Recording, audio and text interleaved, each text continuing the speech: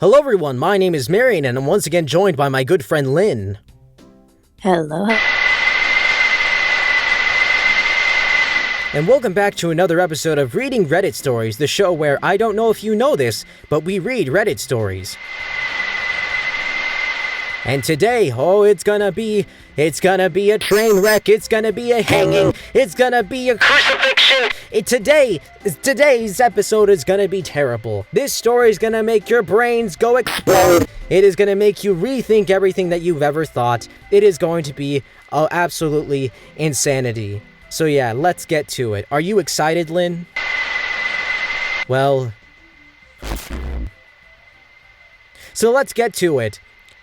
This post comes from r/Am I the Asshole, and it reads, Am I the asshole for burning down my daughter's home with her in it?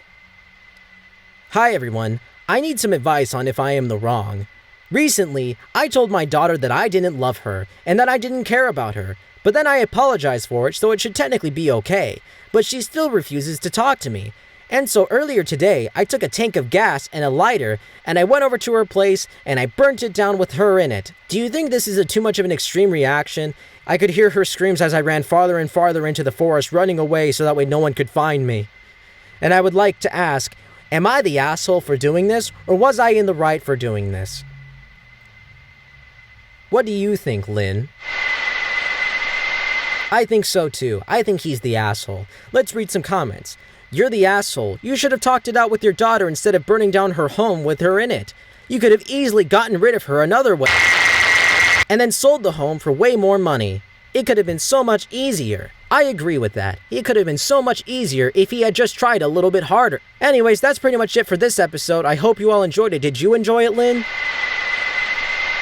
That's great. Anyways, thank you everyone for watching, and I hope you all enjoy.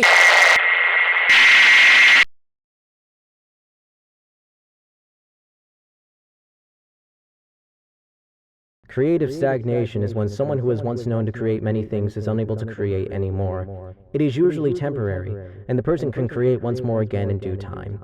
But sometimes, just sometimes, the person has many ideas, but cannot create whether due to their own insecurities and/or outside interference of the machine. When a person is revived from the dead, they will sometimes report floating out of their body and feeling as if they are thinking faster than they ever could before. They report going home to a place, and then meeting the light, to which then they experience their life review and are shown not what they had achieved, but how they made everyone around them feel, whether good or bad. Even if the person feels that they were in the right in those situations, they will still feel the hurt that they made the other people feel.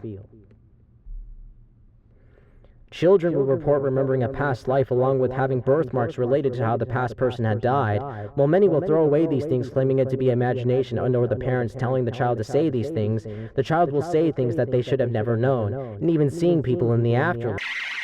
These children will report saying that they want to live this life better than the one before, and not focus on materialistic things, but rather love and how to spread it. When we look back on it all, I know we will. You and me wide-eyed. I wonder, will we ever remember how it feels to be this alive? And I know we have to go. I realize we only get to stay so long. Always have to go back to real lives, where we belong.